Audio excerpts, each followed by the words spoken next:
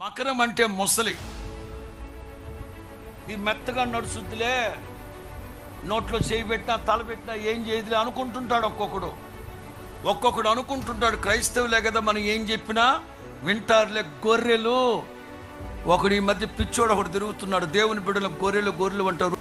పిచ్చోడు వాడిని ఎక్కడన్నా చూపెట్టండి రా. ఇది ముసలి, ఇది మకరం. దీంతో మాకు బ్యాంకాక్లో వెళ్తాం కదండి, వాడు దాంట్లో నోట్లో చేయి పెడతాడు, తల పెడతాడు, పాప ఇది ఏం చేయదు. కానీ ఒకటి మాత్రం గుర్తుపెట్టుకోండి, ఎవడైనా దాని తల మీద అంటే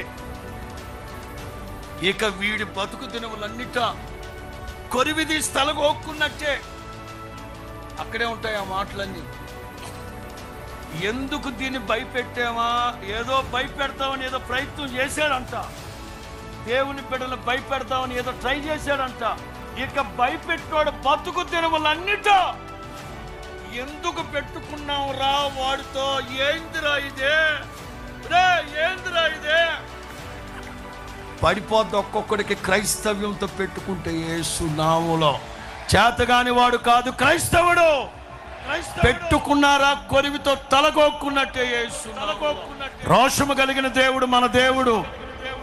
ఒకవేళ వాళ్ళు వీళ్ళు వచ్చి మన ఏట్రా మీ ధైర్యమో, నా ప్రభువే మనకు సైన్యం. యేసు నామములో ఎవడైనా మన మీద చేయి పెట్టాడా ఇకంతే. ఆ చేయి పెట్టాడు బతుకు దినములన్నిట అమ్మా ఎందుకు పెట్టుకున్నాను రా వీడితో అల్లాడిపోతాడు యేసు నామములో.